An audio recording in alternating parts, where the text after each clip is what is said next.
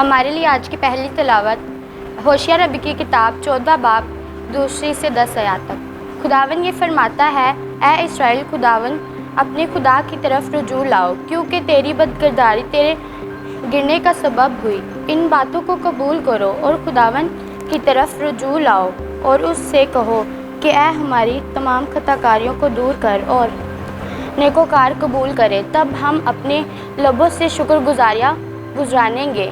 ایشور ہمیں رہائی نہ دے گا، ہم گھوڑوں پر سوار نہ ہوں گے، ہم اپنے ہاتھوں کی مصنوعات سے پھر نہ کہیں گے کہ تم ہمارے معبود ہو، کیونکہ یتیم تجھ ہی سے رحمت پائے گا۔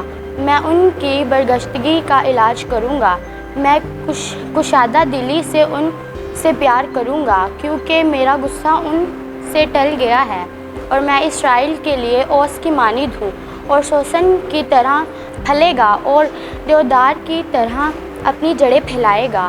اس کی کونپلیں پھوٹیں گی، اس میں زیتون کے درخت کی مانند سی خوبصورتی اور لبنان کی سی خوشبو ہوگی۔ تب لوگ دوبارہ اس کے زیر سایہ رہیں گے اور گیہوں کی مانند تر و تازہ ہوں گے اور تاک کی طرح پھیلیں گے، اور ان کی شہرت لبنان کی مہک کی سی ہوگی۔